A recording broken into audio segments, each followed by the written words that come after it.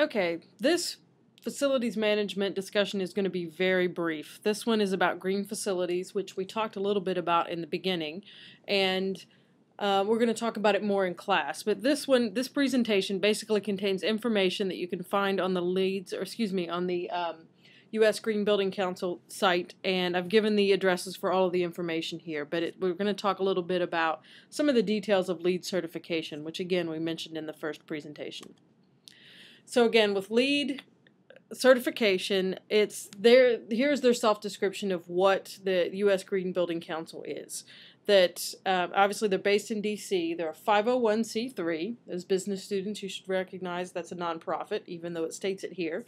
When you hear 501c3, that's what you should think and know. They are, in their words, committed to a prosperous and sustainable future for our nation through cost-efficient and energy-saving green buildings. So as we discussed, the National Stadium in Washington, D.C. is LEED certified. The relatively new football training facility at the University of Connecticut was the first university athletic facility, I believe, to be LEED certified. And actually, interestingly, in the news here today on January 25th, 2011, there was just a note that the facility, the donor who provided the money for that facility and who it's named after is coincidentally asking for his money back. Nothing to do with LEED certification, but just an interesting story to note as we're talking about that being the first college facility to be LEED certified. So again, keep in mind the information I'm giving you, that is, you always want to understand where it's coming from. And this one is coming from the USGBC's website. So take it for what it's worth. I'm not saying that it's false, not by any stretch of the imagination, but what I'm saying is that they have a vested interest in the information that they're giving you. So you always want more than one source for information, especially in college, right? You're looking at the different types of circumstances, especially as you're working on this project. So while this has great information, I think it's valuable information.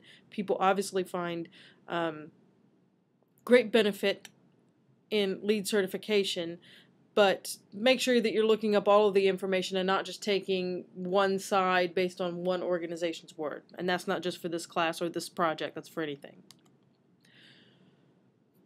On their website, one of the things that they have is what they call the business case for green buildings. And why is it that someone, when building a facility, should want to have their building LEED certified?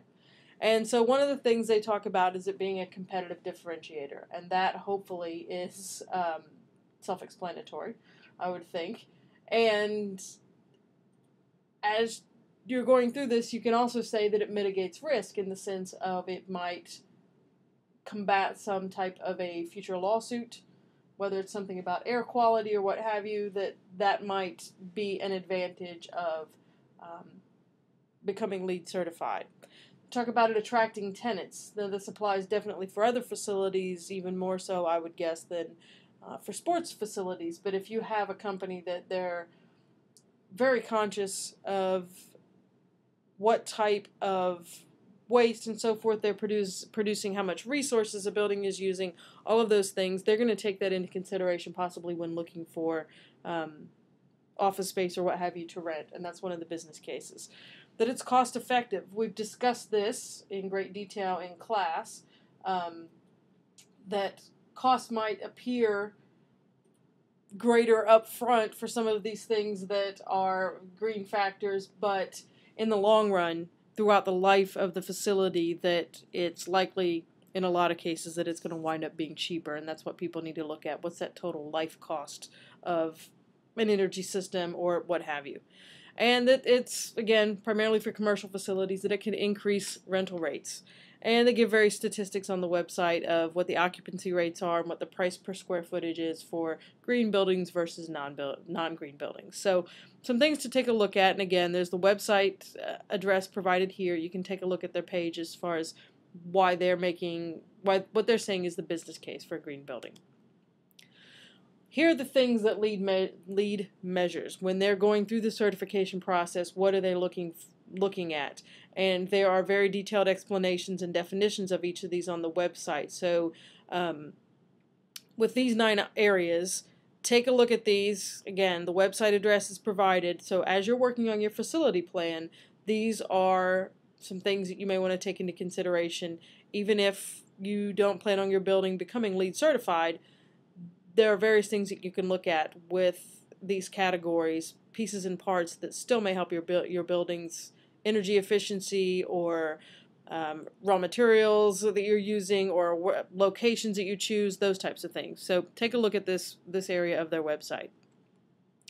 Lastly, not on the LEED site, but on the IAVM site, there's an article I would like you to look up and read. And yes, you are going to have to type in this address since this is a video presentation. Go ahead and type this in. I will try to put the link in from the video, but if I cannot do that, then type this in. And it's an article called Environmentally Friendly Buildings, and it takes a look at some things that might not be so obvious, or we might not think of as ways to make buildings more environmentally friendly.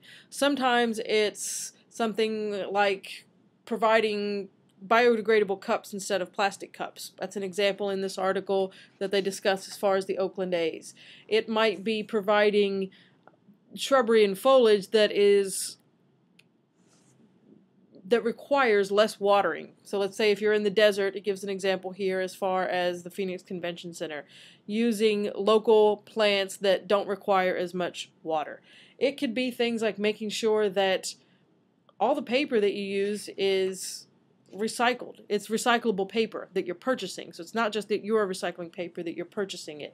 It could be setting up separate trash cans within the facility. Some of those types of things are obvious ones that we see. Trash cans for soda cans, separate ones for soda bottles, separate ones for paper, those types of things. But this article gives great information on some of the things that various facilities have done, and they might seem like small things, but in large perspective, they're going to make a big difference for those facilities.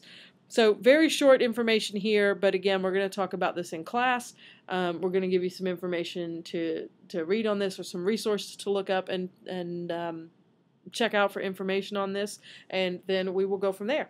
So please come prepared to class with any questions that you might have.